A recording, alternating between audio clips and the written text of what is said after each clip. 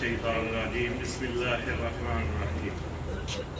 तमाम महलाने सदवाल और अजीज़ लीडर जो सरवर साहब तमाम का शुक्रगुजार है जेडे अज इस पिंडाल से आए ने ते चौधरी डॉक्टर असगर साहब का जिन्होंने बहादरान जिस टाइम ही आवाज़ मारी है वो साढ़े नाल खड़े हुए। चौधरी लियाकत बद्दर साहब का खसूसी इस्तकबाल करने जी, उन्होंने खुशआमदीद कहने। बाकी साढ़े मसाइल साड़ी जितनियां भी कमियां ने वो इन्हों के सामने ने, क्योंकि सानू सियासत की नज़र किया गया है, साढ़े मसाइल नहीं हल किए गए। जैसे कि लियाकत बद्दर साहब ने इन्हों सदवाल कलान ना इन्हों तो भुले है तो ना ये दूसरे हल्के दे ने, हूँ तो वैसे भी साढ़े हल्के च आ गए। तो इस जगह पर इसे पंडाल से साडा कायद इमरान खान भी इतों होके चले गए। असी उम्मीद करने कि दोबारा फिर इस जगह पर आवन दे।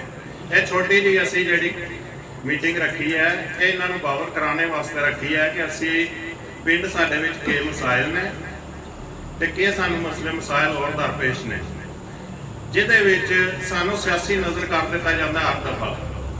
सानू नहीं पता किस चीज़ की नज़र लगी है या के मसले मसाइल ने। सब तो पहला मसला है साड़ी इन्होंने रोड देख ली है, जी रोड अरसे दराज तो इस चीज़ का शिकार है, सियासत की नज़र हुई पई है।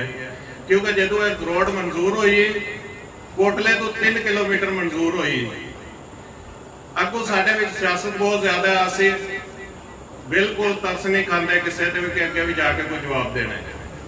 साड़ी सड़क नूं जिहड़ी 3 किलोमीटर कोटले तो मंजूर होंदी है और मैरिज स्कूल तक जाती है, उन्होंने नज़रअंदाज किया गया। तो अज तक असी हम मोटरसाइकिल से आ गए, हम तो मोटरसाइकिल तो पैदल होने से आ गए हैं बिल्कुल जेडे हालात ने। दूसरे नंबर पर इंसान को जरूरत होती है सेहत की, सेहत तो बाद होती है बीमार हो जाए फोत हो जाए, उसके वास्ते बंदे वो इंतजाम करने पैंदे ने।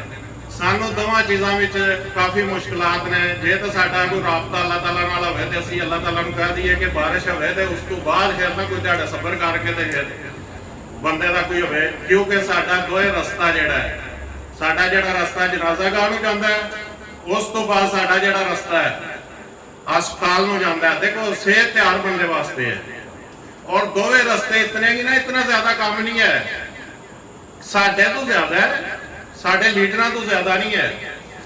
वो वास्ते ये है 1.5 किलोमीटर पिंड तो है, 1.5 किलोमीटर सड़क तो है, जिहदे साढ़े सारे कब्रस्तान आ जाते हैं, जनाजा का आ जाता है, उस तो बाद साढ़े डंगरां दा हस्पताल आ जाता है। ये 3 चीज़ों का सानू फायदा हो जाता है, जिहड़ा नज़रअंदाज किया गया। काफ़ी अरसे तो असी खामोश हाँ, तो मैं समझना कि इस चीज़ तो खामोशी नहीं। हूँ बद्दर साहब आए ने, इंशाल्लाह देखने कि अगे भी असी लीडर बड़ी मुश्किल नाल उस जगह से पंचायत परत के कुछ ऐसे भी बंदे सानू मिले कि जिन्हें साडे नाल राबता नहीं किया गया।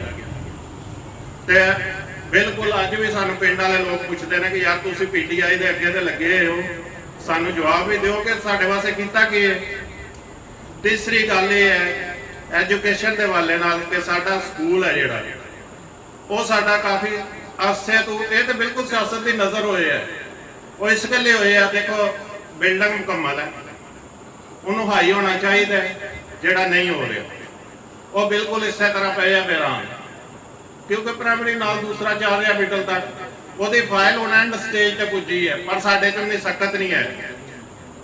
असी भी हर पिंड में जवाब दें, क्योंकि असी PTI का वोट मंगन जाने पिंड को। PTI का वोट असी उस वे मंग सकते हैं जो असी कोई काम करके देने ने। हर पिंड वालों दी कोई ख्वाहिशां ने, क्योंकि जिन्हों के बच्चे रोज़ घरों 200-300 रुपया पेट्रोल वास्ते लैके जाते हैं कोटले जाने वास्ते, वो भी शुक्र का कलमा पढ़न दे, यार नेड़े आई हो गया, असीं इत्थे चले जाइए। इन्हां चीज़ों को बावर कराने वास्ते छोटी जी मीटिंग रखी है बद्दर साहब वास्ते।